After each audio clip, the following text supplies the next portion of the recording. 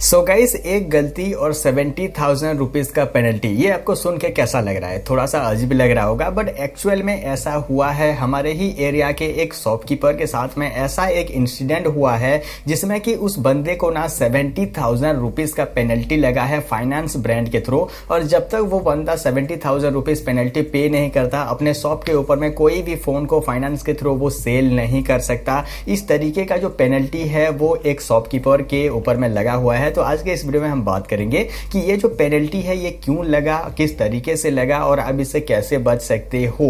और वीडियो काफी ज्यादा इंफॉर्मेटिव है। जो लोग मोबाइल फोन सेल सर्विस के ऊपर में काम करते हैं, बिजनेस करते हैं, उन लोगों के लिए काफी ज्यादा इंफॉर्मेटिव होने वाला है। तो मेक श्योर इस वीडियो को अंत तक देखते रहना, और चैनल पे नए आए हो तो चैनल को सब्सक्राइब करके ही जाना। तो चलिए स्टार्ट करते हैं इस इंटरेस्टिंग वीडियो को। सो गाइस, सबसे पहले मैं आपको ये बताना चाहूंगा कि ये जो पेनल्टी है ना, ये बजाज फाइनेंस ने जो है उस दुकान वाले के ऊपर में जो है थोपा है। यानी 70,000 रुपीज कोई छोटा मोटा अमाउंट नहीं होता है किसी एक शॉपकीपर का पेनल्टी के हिसाब से आप अगर देखोगे तो अभी हम बात करते हैं कि एक्चुअल में ये जो पेनल्टी है ये कैसे और क्यों लगा हुआ है। तो पिछले वाले वीडियो में मैंने फाइनेंस के ऊपर में बताया था कि फाइनेंस का जो टर्म एंड कंडीशन है वो 2022 में कैसा है, और फाइनेंस के थ्रू जो है कैसे आप जो मोबाइल फोन वगैरह है उसको सेल कर सकते हो। बट वहां पे मैंने ये भी बताया था कि फाइनेंस के थ्रू आप अगर कोई भी फोन को सेल करते हो तो काफी ज्यादा रिस्क होता है दुकान वाले के ऊपर में भी, और जो बंदा फाइनेंस कर रहा है उसके ऊपर में भी। तो आप उसके रिलेटेड जो सेफ्टी गाइडलाइन है उसको आप अगर सही तरीके से फॉलो नहीं करोगे तो आपके ऊपर में इस तरीके का जो पेनल्टी है वो लग सकता है। उसके बारे में डिटेल से अभी हम बात करते हैं कि कैसे जो पेनल्टी है वो लगा हुआ है। तो देखो, सबसे पहले कोई भी बंदा अगर फाइनेंस के थ्रू कोई भी प्रोडक्ट को खरीद रहा है ना, तो उसमें जो है मेनली 3 पर्सन जो है इन्वॉल्व होते हैं। सबसे पहला तो होता है कस्टमर जो कि फाइनेंस के थ्रू प्रोडक्ट को खरीद रहा है। दूसरा जो पर्सन होता है वो है दुकान वाला, यानी शॉपकीपर उसे बेच रहा है। और तीसरा जो पर्सन है वो है फाइनेंस ब्रांड, यानी 3 पर्सन मिलके जो है फाइनेंस के थ्रू जो है कोई भी प्रोडक्ट को सेल आउट करते हैं। तो यहाँ पे देखो, फाइनेंस में भी बहुत ज्यादा करप्शन होता है, और जो दुकान वाले होते हैं वो करप्शन थोड़ा बहुत करके अपना जो प्रोडक्ट है उसको सेल आउट करने में बहुत ज्यादा जोर लगाते हैं। जैसे कि मान लो किसी बंदे का अगर डॉक्यूमेंट क्लियर है, उसका जो सिविल वगैरह है वो बिल्कुल सही है, और आप उसके नाम पे फाइनेंस के थ्रू कोई प्रोडक्ट को सेल करते हो तो वहां पे कोई भी दिक्कत नहीं होगा। बट यहाँ पे किसी बंदे के पास में ना सही डॉक्यूमेंट नहीं है, उसका जो सिविल वगैरह है वो क्लियर नहीं है, या फिर वो जो बंदा है वो डिफेक्टिव डिफॉल्टर वाला बंदा है, और आप अगर उसके नाम पे फाइनेंस कर देते हो और जो प्रोडक्ट है उसको सेल कर देते हो, तो जो फाइनेंस ब्रांड है वो पेनल्टी आपके ऊपर में लगाता है। तो हमारे इस केस में क्या हुआ है वो आप सबसे पहले डिटेल तरीके से समझो। तो देखो, फाइनेंस ब्रांड का काम होता है कि वो फाइनेंस के थ्रू फोन वगैरह को जो है सेल आउट करे, और जो दुकान वाला होता है वो अपना जो प्रोडक्ट है उसको फाइनेंस के थ्रू सेल करता है। तो यहाँ पे जो फाइनेंस ब्रांड है ना, वो दुकान वाले के ऊपर में, शॉपकीपर के ऊपर में बहुत ही अच्छा ट्रस्ट करता है, यानी ट्रस्ट बिल्ड के साथ में ही ये सारा काम होता है। यानी शॉपकीपर किसी का डॉक्यूमेंट को अगर अच्छा बता के फाइनेंस कराता है तो डेफिनेटली जो फाइनेंस ब्रांड है वो उसके नाम पे जो है फाइनेंस करके दे देंगे। तो हमारा ये जो केस है इसमें क्या हुआ है कि जो शॉपकीपर था ना, वो अपना जो प्रोडक्ट है उसको ज्यादा से ज्यादा सेल करने के लिए बहुत ज्यादा डिफॉल्टर लोगों के नाम पे भी जो फाइनेंस है ना वो करा के अपना जो प्रोडक्ट है उसको सेल कर दिया। बाद में जब बजाज फाइनेंस वाले उसको कलेक्शन के लिए गए, यानी उन्होंने उसका ईएमआई को पेड नहीं किया होगा, तो बजाज फाइनेंस वाले अपना जो कलेक्शन होता है ना, मनी कलेक्शन होता है, ईएमआई कलेक्शन होता है, ईएमआई कलेक्शन के ओवर में उनके घर पे गए या फिर जो कस्टमर है उनके पास में गए,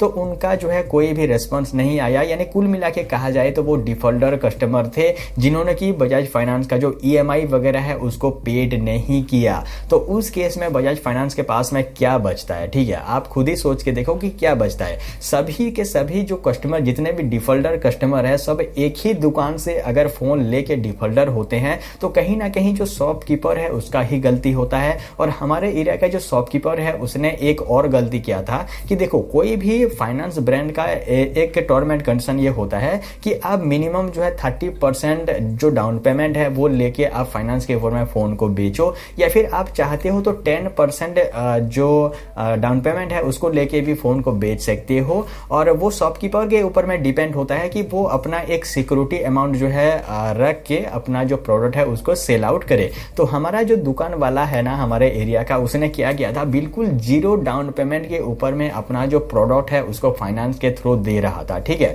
तो बिल्कुल आप अगर एक डॉक्यूमेंट के साथ में Aadhaar card, PAN card, bank passbook के साथ में आप अगर उस दुकान में जाते हो तो वहां पे आपको जो है आराम से कोई भी प्रोडक्ट को आप जो है कोई भी फोन वगैरह कोई भी प्रोडक्ट को आप EMI के थ्रू खरीद सकते हो। आपको 0 डाउन पेमेंट लगेगा, यानी आपको कुछ भी पैसा पे नहीं करना है। इस तरीके से वो जो बंदा है अपना फोन को सेल कर रहा था और इसी वजह से बहुत ज्यादा डिफॉल्टर कस्टमर जो है दुकान वाले उसी दुकान से जो है आए हैं। इसी वजह से जो बजाज फाइनेंस है ना 70,000 रुपीज का जो पेनल्टी है और जो केस है वो कर दिया है। और इससे आप क्या सीखते हो? ठीक है, अब अगर अभी के टाइम पे कोई भी बिजनेस करते हो, फाइनेंस के थ्रू जो फोन्स वगैरह है उसको सेल करते हो, तो आपको ध्यान में रखना होगा कि आप कोई भी कस्टमर को जो है फाइनेंस के थ्रू में देते हो फोन्स वगैरह, तो उसको अच्छी तरीके से उसका बैकग्राउंड को चेक कीजिए, उसका सिविल को चेक कीजिए और उसके बाद में जाके उसको फाइनेंस के थ्रू दीजिए। इन केस आप भी अगर इसी तरीके का गलती करते हो तो डेफिनेटली आपके ऊपर में भी इस तरीके का जो पेनल्टी है वो लग सकता है।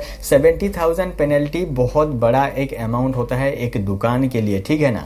और कितना ज्यादा उसने इस तरीके का काम किया होगा कि 70,000 रुपीज का पेनल्टी उसके ऊपर में लगाया गया है, ये आप खुद से ही सोच के देखो। तो जो भी फाइनेंस ब्रांड है ना उसका कोई गलती नहीं है यहाँ पे, और यहाँ पे जो गलती है वो डेफिनेटली शॉपकीपर का ही है। जो फाइनेंस ब्रांड है उसने काफी ज्यादा नोटिफिकेशन भी दिया था जो शॉपकीपर है उसको कि आप इस तरीके का काम को जो है कम करो या फिर इस तरीके का काम को जो है मत करो, ठीक है। बट फिर भी उसने इस तरीके का काम किया और उसके ऊपर में 70,000 रुपीज का जो है पेनल्टी लग गया। ये जो सिस्टम है ना ये अभी रिसेंट का सीन है, बट उसका क्या रिजल्ट निकला वो अभी के टाइम पे मुझे भी नहीं पता है कि जो दुकान वाला है उसने 70,000 रुपीज पे किया या फिर नहीं किया, वो अभी का सिनेरियो है। तो अभी रिसेंटली मुझे भी नहीं पता है उसका क्या हुआ। बाकी अब ये जो स्टोरी है ना इससे आप बहुत कुछ सीखे होंगे, मुझे ऐसा लगता है। फिर भी कोई भी सवाल है फिर सुझाव है इस टॉपिक से रिगार्डिंग तो आप वीडियो के कमेंट सेक्शन में मुझे पूछ सकते हो। तो आज के लिए बस इतना है गाइस, मिलते हैं अगले किसी इंटरेस्टिंग सा वीडियो में, तब तक के लिए thank for watching guys, thank you.